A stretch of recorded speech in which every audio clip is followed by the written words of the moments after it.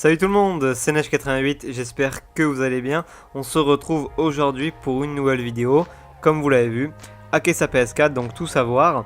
Le déroulement de la vidéo c'est très simple, qui s'affiche à l'écran. Dans un premier temps, on verra rapidement ce que c'est le mot hack pour les gens qui ne sauraient peut-être pas, hein, on sait jamais. Ensuite, on verra les différents types de hacks, ce que vont faire les hacks sur votre PS4, les risques si on hack sa PS4, et enfin on finira par comment et où hacker sa PS4. Alors petite parenthèse d'une part pour vous remercier, vous êtes de plus en plus nombreux à regarder les vidéos et ça me fait vraiment super plaisir. Et deuxièmement pour vous informer que demain, donc jeudi, vous aurez la vidéo sur le PlayStation Now, donc pour jouer au jeu PS3 sur votre PS4 qui va sortir. Donc voilà, soyez présents demain 18h si vous voulez voir la vidéo. Allez, on est parti. Alors, le mot hack, c'est quoi? Aussi connu sous le nom de jailbreak, hein, c'est beaucoup employé ce terme. En gros, je vais essayer de vous la faire simple. Je suis allé voir sur Wikipédia, mais la définition ne me convenait pas du tout, donc je vais le faire avec mes mots à moi. Tout simplement, en fait, quand on envoie sur sa console ou qu'on exploite une faille de sa console qui va nous donner accès à des contenus ou à des possibilités qu'on n'aurait pas eu le droit d'avoir normalement, c'est qu'on est en train d'hacker sa PS4. Voilà, je pense que c'est assez simple. Maintenant, on va voir les différents types de hacks. Dans un premier temps, ce qu'il faut savoir, c'est que la PS4 est vraiment très sécurisée. Sony a vu sur sa PS3 qu'ils se sont fait hacker de tous les côtés, et du coup, je pense qu'ils ont vraiment mis le paquet sur la PS4 pour éviter un maximum de hacks. Alors ne vous inquiétez pas, bien sûr, il y a des hacks possibles, bien sûr c'est faisable, mais en fait, on va dire que la plupart des hacks qu'il y a, il n'y en a pas beaucoup, mais c'est souvent des hacks très compliqués à faire, donc qui ne sont pas à la portée de tout le monde, moi le premier d'ailleurs. Donc dans cette vidéo, on va voir les hacks les plus connus et qui normalement sont possibles à faire pour vous. Parce que voilà, si vous êtes sur la vidéo, c'est ou d'une part vous êtes curieux de savoir comment on hack sa PS4, ou peut-être que vous voulez vous-même hacker votre PS4. Donc je vais vous donner un petit peu les différents types de hacks les plus connus, les plus simples. Alors les types de hacks les plus connus, il y a par clé USB d'abord. Donc sur la PS3 c'était vraiment omniprésent. Maintenant sur la PS4 c'est beaucoup plus compliqué, mais il existe quand même plusieurs hacks sur clé USB, dont un qui est très simple à faire et qui est très connu. Donc on en parlera plus à la fin de la vidéo. Après, deuxièmement, un hack qui est sorti au Brésil et qui je pense est arrivé en Europe et en France sans problème, où on va tout simplement se servir d'un Raspberry Pi, donc en gros un boîtier qui va vous permettre tout simplement d'envoyer sur la PS4 sur une puce des données qui vont la hacker. Et puis un troisième bug en fait qui est simple à faire mais qui a été corrigé par Sony. Donc en fait pour le faire il faut revenir à la version 1.76 et ça va permettre après de rentrer dans le gestionnaire des fichiers tout simplement et de pouvoir hacker sa PS4, mais il faut revenir à une version inférieure et donc du coup ne plus pouvoir jouer en ligne, tout ça. Voilà. Maintenant, ce que vont vous permettre ces hacks, dans un premier temps, vous vous en doutez, ce que la plupart des gens recherchent, c'est de pouvoir jouer au jeu PS4 gratuitement. En gros, vous avez juste à les télécharger et puis après vous les mettez sur votre console et vous les avez gratuitement sans payer. Donc ça c'est plutôt cool. C'est pareil pour les applications, pour les avatars et pour les thèmes. Après, vous avez aussi la possibilité d'avoir des modes menus dans les jeux. Tout simplement, je prends un exemple pour Call of Duty. Vous pouvez ou être invincible ou tuer les ennemis en un coup. Voilà, donc sur tous les jeux que vous jouez, vous pouvez avoir des modes menus. Ce que vous pouvez avoir aussi, en fait, c'est tout simplement avoir accès à des bases de données que vous n'aurez pas eu le droit, des fichiers que normalement on n'avait pas le droit.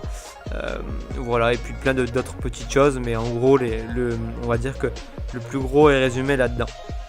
Bon, maintenant au niveau de la sécurité, parce que c'est bien beau tout ce que j'ai pu vous dire juste avant, mais il ne faut pas oublier aussi que quand on fait ça, on est dans l'illégalité et donc on prend des risques. Et je me dois de vous en faire part, de vous informer là-dessus pour que vous en ayez conscience et que vous réfléchissez quand même avant de hacker votre PS4 si vous en avez envie. Tout simplement, le premier risque qui arrive très souvent quand Sony détecte qu'il y a un problème, il vous ferme ou le compte, donc vous ne pouvez plus tout jouer sur votre compte, ou il vous enlève la ligne. Et donc je pense aux gens qui jouent à Call of Duty, à FIFA ou à GTA en ligne. Et vous pouvez plus, donc ça perd vraiment son charme le jeu, et donc voilà, c'est vraiment bête. Après, deuxièmement, c'est comme les musiques et les films. Si vous téléchargez des jeux illégalement, Sony peut tout simplement vous poursuivre en justice. Et là, vous pouvez prendre une amende très très chère. Donc, je sais pas quels sont les tarifs, mais je pense que vous prendrez au moins 15 ou 20 000 euros d'amende sans problème. Et je vous assure que par rapport à ça, Sony ne rigole pas du tout. Et puis vous êtes sûr de perdre le procès si vous avez un problème par rapport à ça. Voilà. Troisième chose, si vous faites un hack par clé USB, vous pouvez avoir des virus dedans qui peuvent ou vous niquer les fichiers ou tout simplement permettre au mec qui a fait ça de vous hacker le compte. Donc faites très attention. Et dernière chose, n'oubliez pas que votre PS4, si vous lui mettez des fichiers ou tout simplement que vous lui mettez quelque chose, une puce qui normalement ne doit pas être là, elle peut surchauffer ou casser tout simplement. Parce que voilà, elle n'est pas prévue pour ça. Et derrière, vous n'aurez aucune garantie vu que vous avez hacké votre PS4. Au passage, j'ai fait une vidéo sur 5 conseils pour entretenir sa PS4. Si vous ne l'avez pas vu, vous avez un lien qui s'affiche maintenant. Voilà, c'est pour vous aider un petit peu à éviter qu'elle se casse. Donc voilà, on va passer à la dernière partie, qui est tout simplement comment et où hacker sa PS4. Bon, si vous êtes là, c'est que la partie 4 ne vous a pas effrayé, donc tant mieux. Et on va passer, comment hacker sa PS4. Alors c'est très simple, on va voir pour les différents types de hacks qu'on a dit tout à l'heure. Premièrement, par clé USB, ce que vous allez faire, c'est que vous allez prendre une clé USB, la mettre sur votre ordinateur, télécharger un fichier, donc ce sera le fichier de hack, que ensuite avec la clé USB vous allez mettre sur votre PS4 et l'envoyer sur la PS4. Et à partir de ce moment-là, vous allez pouvoir avoir la PS4 qui sera hackée en faisant quelques manipulations. Je vous renvoie à une vidéo sur YouTube qui est très connue par rapport à ce que je disais tout à l'heure encore une fois. Donc avec un hack qui est tout expliqué. Vous allez voir la vidéo, vous faites pareil si vous voulez hacker votre PS4. Et puis voilà, vous n'aurez pas de problème, vous aurez un hack. Tout à l'heure on a aussi parlé d'un hack via une puce qu'on mettait sur la carte mère de la PS4 et dont on envoyait les jeux dessus via un boîtier, donc le Raspberry Pi, je vous avais dit.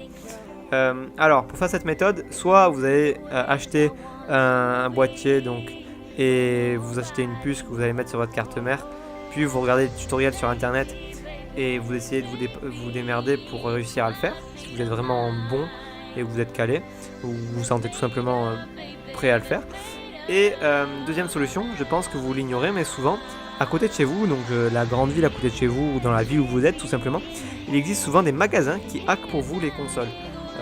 Moi par exemple, je sais qu'à côté de chez moi j'ai un magasin dans la ville à côté de chez moi qui hack toutes les consoles de jeu. C'est-à-dire que j'amène ma PS4 et je lui dis fais-moi un hack, et donc le mec a toutes les machines pour, et je lui laisse la PS4, je reviens dans une semaine et la PS4 est tout simplement hackée.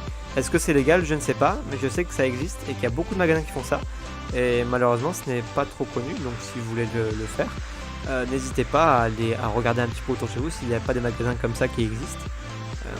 Donc voilà. Et pour la troisième méthode, donc pour revenir à la version 1.76, honnêtement je suis pas trop pour.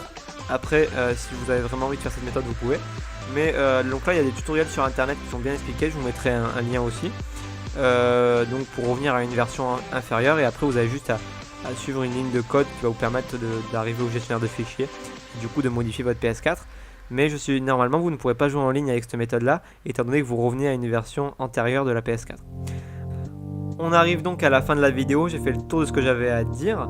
Pensez à mettre un like et un commentaire, c'est vraiment ce qui me fait vraiment plaisir pour me remercier du travail que je fais. J'ai essayé d'être simple dans cette vidéo, mais il faut savoir que le hack c'est quelque chose de compliqué. donc voilà, j'espère que vous aurez quand même compris. J'essaierai vraiment de vous informer.